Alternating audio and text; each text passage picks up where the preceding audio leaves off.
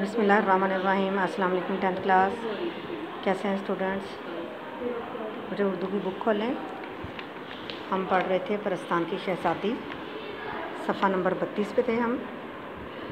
तो हम अपनी अब आगे रीडिंग का आगाज़ करते हैं। उन्होंने यहाँ तक बात यहाँ पे छोड़ी थी। उसने कहा, सैयदा ने भी घबराओ नहीं, हम और हमारा बादशाह सैयदों को बहुत मानते हैं। खातर जमा रखो, कोई तकलीफ़ नहीं होगी हमारी शहज़ादी यानी। और फिर उन्होंने जो मंज़र बयान किया था सारा, कि वो जब वो वहाँ पहुँची, शाम का टाइम था, रात का टाइम था, लेकिन वहाँ पे रोशनी बहुत थी और ना सूरज था, ना चाँद था, ना फानूस कहीं नज़र आता था, लेकिन इसके बावजूद रोशनी ही रोशनी थी। ये उन्होंने सैयदानी भी ने देखा कि हमारे बादशाह के यहाँ तो ऐसा नहीं होता है जितना परस्तान के बादशाह के यहाँ ये सारा कुछ हो रहा है। तो जितना खूबसूरत मंज़र है। और फिर उनकी जो थी जिसकी शादी थी वो परी आई और उसने वो बुला के सैयदा नबी से बोली, सैयदा नबी बड़ी राह दिखाई, हमारे बादशाह और हमारी बादशाह बेगम कब से तुम्हारा इंतज़ार कर रहे हैं, और चलो मैं तुमको महल के अंदर ले चलूँ। यहाँ से हमने अपना आगाज़ करना है। यहाँ रीडिंग का। मैं पालकी से उतरी और चादर को अच्छी तरह ओढ़ा, इस परी के साथ चली। क्या कहूँ, अंदर क्या बहार थी, हज़ारों परियाँ, गोरे गोरे रंग, बूटा सा कद यानी छोटा सा कद, ज़र्क बर्क के कपड़े यानी चमकीले चमकीले कपड़े, कीमती कपड़े, हस्ती चुहली करती यानी हस्ती अठखेलियाँ करती हुई टहल रही थी, फिर रही थी इर्द गिर्द। चमन ऐसा कि ना देखा ना सुना, यानी बाग जो था वो ऐसा था कि ऐसे ना कभी पहले देखा था ना सुना था अपनी ज़िंदगी में। हर दरख्त का तना चांदी का, सोने की शाखें, ज़मुर्द के पत्ते यानी सब्ज़ कीमती पत्थर होता है ना, सब्ज़ रंग का ज़मुर्द यानी उस टाइप के उसके पत्ते थे। फलों की जगह कहीं लाल यानी लाल लटक रहे थे, सुर्ख वो थे, हीरे लटक रहे थे, कहीं नीलम नीले, कहीं पुखराज रंग बिरंगे पुखराज रंग के थे। फूलों पर यह आलम था जैसे हीरे चमक रहे हों। कलियां थी कि सुराहीदार मोती, खुशबू से दिमाग महका जाता। हौज़ों का पानी अल्लाह अल्लाह, चांदी के वर्क बिखरे हुए मालूम होते थे। फव्वारों में से मोतियों की बौछार हो रही थी, यानी फव्वारों में से जो पानी निकल रहा था वो मोतियों की तरह दिख रहा था, जैसे मोती निकल रहे हों। चलते चलते एक बारादरी में पहुँचे। बारादरी क्या होती है? 12 दरवाज़े वाला जो इमारत होती है उसको कहते हैं। बारादरी की सजावट क्या बयान करूं, किले के दरबार भी देखे हैं मगर उस जैसा समा आज तक नज़र से नहीं गुज़रा। सैकड़ों सुर्ख, सब्ज़, नीली, जर्द, ऊदी, सफ़ेद कुर्सियां बिछी हुई थी, रंग बिरंग के बलोर की थी या किसी और चीज़ की। नमकीज़े के नीचे एक बड़े याकूत के तख्त पर, जिसमें हीरे और पन्ने की पिचकारी का काम था, यानी पिचकारी का काम था, नक्शो निगार था। बादशाह और बादशाह बेगम अजीब शान से बैठे हुए थे। बादशाह बेगम के पहलू में एक लड़की कोई 14-15 बरस की थी, जैसे 14वीं रात का चाँद, जुल्फ़ें खुली हुई, कई रंग के पर और ऐसे चमकदार के आँख नहीं ठहरती थी। सर पर नीम ताज रखे बैठी थी, छोटा सा ताज।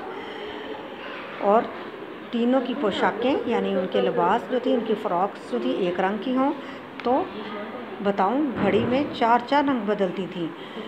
मैं आगे तो बढ़ रही थी मगर हाथ पांव कांप रहे थे, डर से नहीं, हैरानी से कि या अल्लाह ये कौन लोग हैं, मैं जाग रही हूँ या ख्वाब में ये परस्तान की सैर है।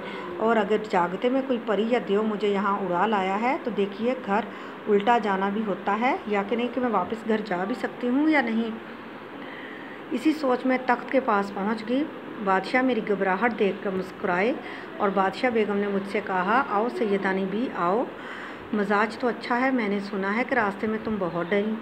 मैं बोली, हजूर दुआ देती हूँ और हजूर डरना कैसा, वो तो अल्लाह ताला ने मदद की, नहीं तो जान निकलने में कसर ही क्या रही थी, यानी जान निकलने में कमी ही क्या रह गई थी कि डर तो इतना लगा था, लेकिन अल्लाह की हिफाजत मांगी सदके मौला के नाम पर। बादशाह और सारे दरबारी सरू कद खड़े हो गए, लंबे कद वाले खड़े हो गए और बादशाह फरमाने लगे, सैयदा नबी तुम जानती हो हमारे यहाँ اس نام کی کتنی عزت ہے، یعنی انہوں نے کہا صدقے میرے مولا کے نام کے۔ جب یہ بولا تو بادشاہ اور سارے درباری جو تھے وہ سیدھے کھڑے ہو گئے ادب کے ساتھ، اور انہوں نے کہا کہ سیدانی بھی تم جانتی ہو جس کا نام تم نے لیا ہے ہمارے ہاں اس نام کی کتنی عزت ہے۔ میں نے دل میں خدا کا شکر ادا کیا کہ یہ جو کچھ بھی ہوں یعنی یہ جن یا بھوت جو کچھ بھی ہیں یہ لوگ ہیں تو مسلمان، اب کسی بات کا ڈر نہیں۔ بادشاہ بیگم ہم کو گناہ گار نہ کرو، ایک کرسی کی طرف اشارہ کر کے بولی بیٹھ جاؤ۔ ہاں تم ڈری کیوں تھی؟ میں نے کہا سرکار ڈرنے کی بات کیوں نہ تھی، ایک اکیلی، دوسرے سنسان یعنی ویران جنگل، پھر جو میرے ساتھ تھا اس کی صورت ایسی ڈراؤنی تھی یعنی ایسی خوفناک تھی کہ میرے اوسان جاتے رہے کہ میرے ہوش ہی ختم ہو گئے اس کو دیکھ کے۔ جو پالکی کو اٹھا کے لے کے آیا تھا یہ سن کر شہزادی خوب ہنسی اور بولی اماں بیگم بکر گدھا موغا بڑا شریر ہے، یعنی اس کا نام ہی اس جینی یا بھوت کا نام کیا تھا؟ بکر گدھا۔ موت آئی شرارتی کو، یعنی موغا موت آئی اس شرارتی کو، شریر کو، اس نے کہیں اپنی شکل دکھا دی ہوگی۔ اب میرے پیٹ میں پھر ہول اٹھنے لگے کہ کہیں یہ ساری صورتیں بھی نقلی نہ ہوں۔ باقی جو سارے میرے سامنے بیٹھے ہوئے ہیں جن پریاں وہ سارے خوبصورت دکھائی دے رہے ہیں، اس نے جو کہا ہے کہ یہ اتنی بکر منہ جو ہے اتنا اس نے اپنی اصلی شکل دکھا دی تو کہیں ان کی بھی کوئی اور شکل نہ ہو۔ اور بلا کر چاروں طرف دیکھنے لگی، یعنی بلا کر گھبرا کر میں چاروں طرف دیکھنے لگی۔ بادشاہ بیگم سمجھ گئیں کہ شہزادی کی باتوں سے سیدانی کے دل میں ہماری صورتوں کی طرف سے کچھ شبہ ہو گیا ہے، یعنی شک ہو گیا ہے۔ وہ مسکرا کر بولی سیدانی بھی ڈرو نہیں، ہماری سب کی شکلیں اصلی ہیں، بلکہ پریزادوں کی ساری ایسی ہی خوبصورت شکلیں ہیں جیسی تم دیکھ رہی ہو۔ میری لڑکی سہیل پری نے جس کا ذکر کیا ہے وہ جن ہے، اور جن البتہ وضع کی شکلوں کے ہوتے ہیں۔ وضع یعنی مختلف شکلوں کے ہوتے ہیں۔ خاطر جمع رکھو یعنی آرام سے بیٹھو، تمہارے سامنے کوئی جن یا بری صورت بنا کر نہیں آئے گا۔ اتنے میں کھانوں کے خوان اترنے لگے، کھانے کی چیزیں آنے لگیں۔ خاص سنا گیا، خاص طور کا کھانا تھا جو آیا۔ کھانا کیا تھا؟ اللہ کی قدرت کا کرشمہ، ایک بالشت کے پودے پھولوں سے لدے ہوئے سامنے تھے۔ خوشبو کی لپٹیں آ رہی تھیں کہ یعنی مہک آ رہی تھی، خوشبو ہی خوشبو تھی کھانوں کی۔ مگر میں کھاتی کیا؟ نہ کسی قسم کی روٹی تھی، نہ سالن، نہ پلاؤ تھا، نہ زردہ، یعنی جو ہمارے عام روایتی کھانے ہیں ہمارے انسانوں کے، زمین پہ بسنے والوں کے، وہ کھانے تو تھے نہیں۔ ہکا بکا ایک کا منہ دیکھ رہی تھی میں، یعنی ہکا بکا ہوئی کہ ایک دوسرے کا منہ دیکھ رہی تھی کہ بادشاہ بیگم مسکرا کر بولی سیدانی بھی دیکھتی کیا ہو، کھاتی کیوں نہیں ہو؟ یہ پرستان کا کھانا ہے، تم مہمان ہو، ہاتھ بڑھاؤ یعنی شروع کرو، اور بڑھاؤ تو اور بھی کھائیں، یعنی تم شروع کرو۔ مہمان پہلے ایسے ہوتا نا کہ پہلے مہمان کو کھانا دیا جاتا ہے کہ تم کھاؤ گی تو باقی بھی کھائیں گے۔ میں نے کہا سرکار کوئی کھانے کی چیز ہو تو کھاؤں، یہ تو نگوڑے درخت ہیں، یعنی یہ تو نکمے درخت ہیں، ان میں جو پھل پھول لگے ہیں وہ بھی اللہ مارے سچ مچ کے دکھائی نہیں دیتے۔ شہزادی اللہ نے میرے اس کہنے پر ایک فرمائشی کہکا لگایا اور کہنے لگی، وہ ہنسی ایک دم سے اور کہنے لگی سیدانی جیسا سنا تھا آدم ذات بڑا بھولا ہوتا ہے، یعنی جیسا سنا تھا کہ آدم ذات جو ہے، آدم کی اولاد انسان کی اولاد جیسی معصوم ہوتی ہے، تمہیں ویسا ہی پایا۔ تم بسم اللہ کر کے کوئی پھل تو توڑو اور کھاؤ، تو جس کھانے کا دل میں خیال کرو گی وہی مزہ آئے گا۔ بیگم یقین مانو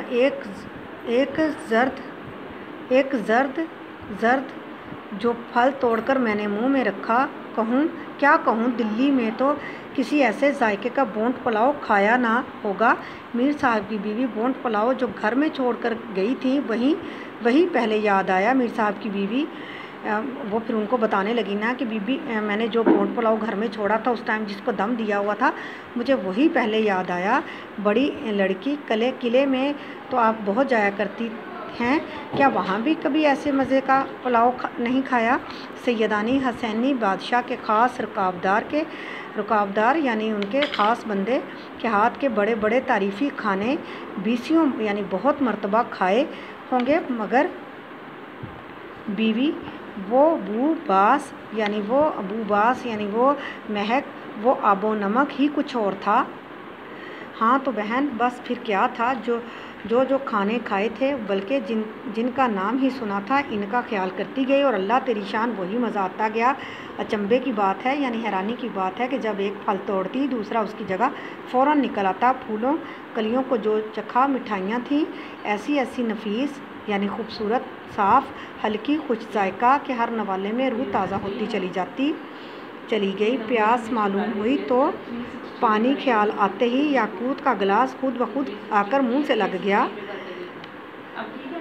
یاقوت کا گلاس ایسا حباب کا ہے باریک بلبلے کا ہے کہ باہر سے پانی جھم جھم کرتا دکھائی دیتا تھا۔ ڈر کے مارے میں نے زور سے ہونٹ بھی نہ بھینچے یعنی ساتھ جوڑے کہ کہیں کنارہ ٹوٹ کر منہ میں نہ چبھ جائے۔ اللہ اللہ، پانی کو نہ پوچھو، ایسا میٹھا، ایسا معطر یعنی خوشبودار، ایسا سفید پانی تو نہیں ہوتا۔ نہ جانے کیا چیز تھی۔ سب کے بعد میں نے سوچا کہ پتوں کو بھی دیکھنا چاہیے۔